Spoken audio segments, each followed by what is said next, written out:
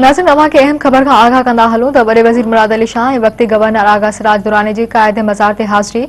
उन मौक़े ते वॾे वज़ीर मुराद अली शाह मीडिया सां ॻाल्हाईंदे चयो आहे त हिन वक़्त मुश्किल वक़्त मां गुज़री रहिया आहियूं। गॾियल क़ौमुनि जे सेक्रेटरी जनरल चयो आहे त एतिरी तबाही नाहे ॾिठी।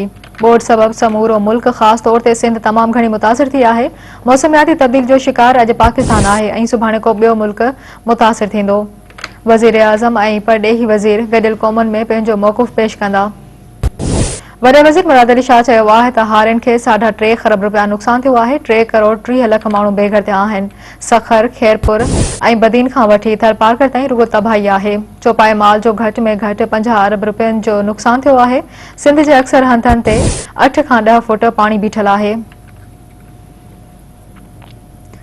नाज़रीन अहम ख़बर खां अवां खे हिकु भेरो ॿीहर आगाह कंदा हलो त वॾे वज़ीर मुराद अली शाह ऐं वक्ती गवर्नर आगा सिराज दुरानी जे मज़ार क़ायद ते हाज़िरी। उन मौक़े ते वॾे वज़ीर मुराद अली शाह चयो आहे त हिन वक़्त मुश्किल वक़्त मां गुज़री रहिया आहियूं। गॾियल क़ौमुनि जे सेक्रेटरी जनरल चयो त एतिरी तबाही नाहे ॾिठी।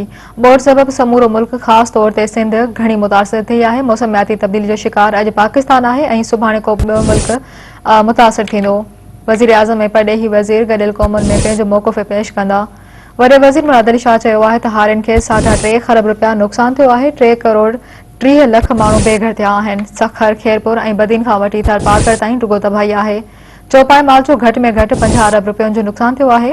सिंध जे अक्सर हंधनि ते 8 खां 10 फुट पाणी बीठल आहे।